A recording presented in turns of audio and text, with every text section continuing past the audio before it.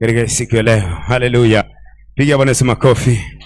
Lakini kuna unabii umetumwa kwako.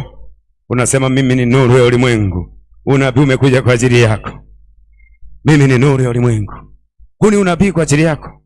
Majira yako ya kuangaza. Kama ulikuja kuangaza, tarajia kuangaza. Amen. Nasema tarajia kuangaza. Amen. Utaangaza kwenye mtaa wako. Amen. Utaangaza kwenye familia yako. Amen. Utaangaza kwenye biashara yako. Amen. Utaangaza kazini kwako. Amen. Popote utakapopita, watasema nuru imepita. Amen. Haleluya. Amen. Mimi ni nuru ya ulimwengu. Mtu mmoja atamke kwa imani.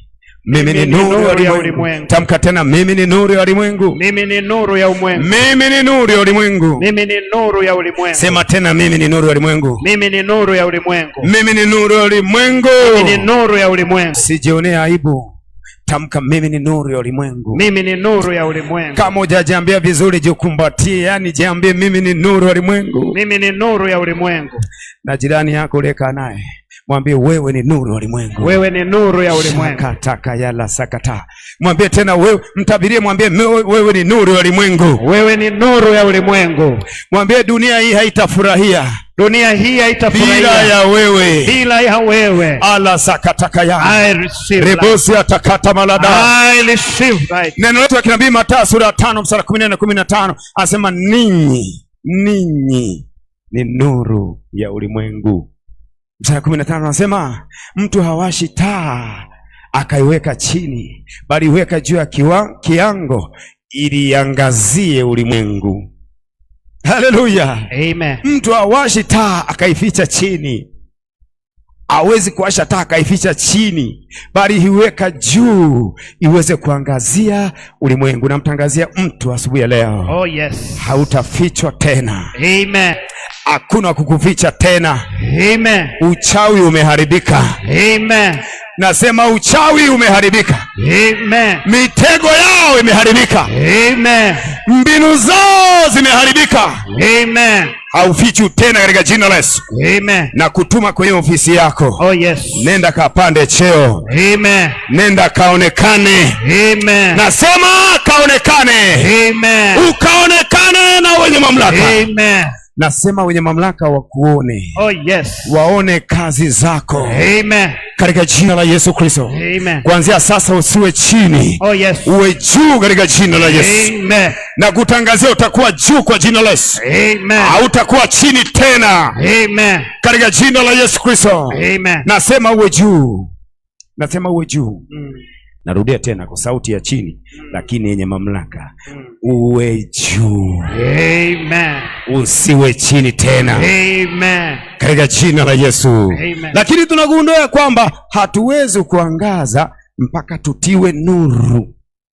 Mpaka tutiwe nuru. Ndio maana Yohana 1 mstari wa 9 anasema na huyo ndiye atiaye nuru wanadamu. Huyo neno, na kusema mstari wa kwanza pale anazungumza habari ya neno. Hapo kwa mwanzo neno lilikuwako kwa Mungu, alafu neno alikuwa Mungu. Mstari wa 9 anasema na huyo neno ndio anayetia nuru wanadamu wote. Someo Yohana 1 mstari wa 9. Kulikuwa na nuru halisi. Amtiaye nuru kila mtu. Akija katika ulimwengu. Huyo nuru alipokuja, alikuja kutia watu nuru. Oh yes. Na huwezi kuangaza kama hauna nuru. Amen. Unaweza tu kuangaza ukiwa na nuru. Ndio maana nasema mtu hawashi taa kaweka chini, bali huweka juu iweze kufanyaje? Kuangaza. Ili mtu aweze kuangaza, kuna huyo anayeitwa nuru. Ambaye mstari wa kwanza anazungumza kwamba huyo neno hapo mwanzo kulikuwako na neno. Huyo neno alikuwa kwa Mungu, na huyo neno alikuwa nani? Mungu. Na huyo neno, mstari wa 9 anasema na huyo nuru ndiye anayetia wanadamu nuru.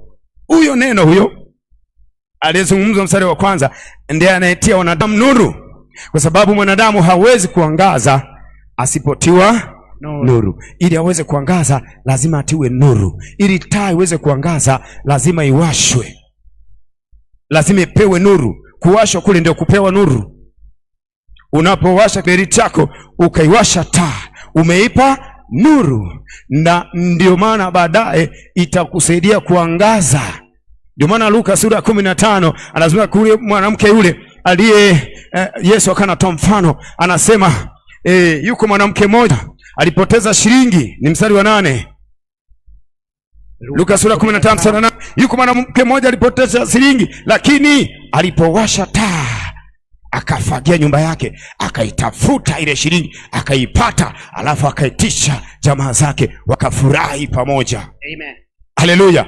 Nuru kazi yake ni kuangazia ulimwengu katika majira haya. Oh yes. Utaangazia ulimwengu. Amen. Nasema utaangazia ulimwengu. Amen. Nasema ni majira yako ya kuangazia ulimwengu. Amen. Maana nuru imekwisha kuwa ndani yako. Amen. Nuru imekwisha kuwashwa ndani yako. Amen. Mwenye nuru amekwisha kukuangazia. Amen. Nasema mwenye nuru amekuangazia. Amen. Ninakutuma angazia ulimwengu. Amen. Nasema angazia ulimwengu. Amen. Utakapokuta mtu amelala na umwa, weka mkono, mwambie umepona kwa jina la Yesu. Ndiyo nuru hivyo inavyoangaza. Amen. Haleluya. Unapokuta mtu biashara yake haiendi, unapokanyaga kwenye biashara yake, unamwambia nimekanyaga mahali hapa, biashara hii ianze kuwa na mauzo. Oh yes. Haleluya. Ndivyo tunavyoangaza. Ndivyo tunavyoangaza. Amen. Haleluya. Ni majira yako ya kuangaza. Amen. Nasema ni majira yako ya kuangaza. Amen. Lakini nini kimo katika nuru kinachotufanya tuangaze? Nini kimo katika nuru, ama nini kimo katika neno ambacho kinatufanya tuangaze? Kwa majira ya mwezi huu ni majira ya neno la Bwana, ni majira ya Kristo, maana Kristo ni neno. Haleluya. Amen. Nini kimo katika Kristo, ama nini kimo katika neno, ama nini kimo katika nuru kinachotufanya tuangaze? Maana nuru ndiyo neno na neno ndiyo Kristo. Ukisema nuru, ukisema neno, ukisema Kristo, unamaanisha kitu kimoja. Maana Kristo ndio nuru. Maana Biblia imesema huyo neno ndiye anayeangazia wanadamu, ndio anaofanya waangaze.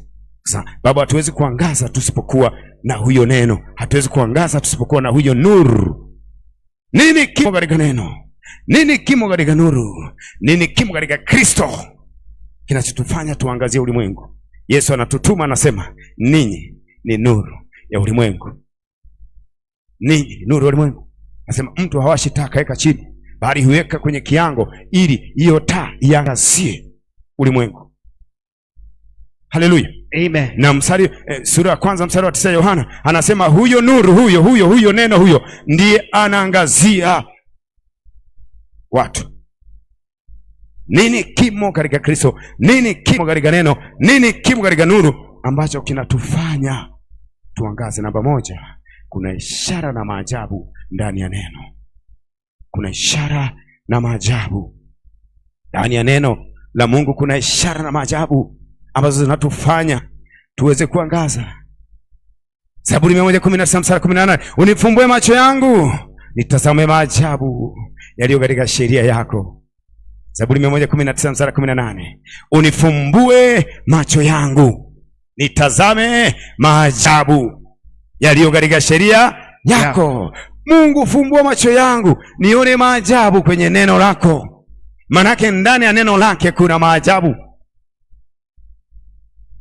Haleluya. Amen. Ndani ya neno lake kuna maajabu.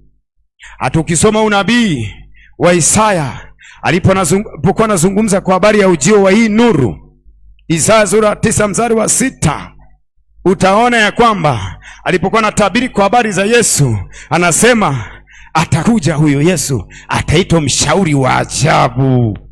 Maana yake yeye jina lake limebeba maajabu. Ndani ya hilo neno kuna maajabu. Ataitwa mshauri wa ajabu. Tusomeni andiko hilo. Isaya 9 mstari wa 6. Yes.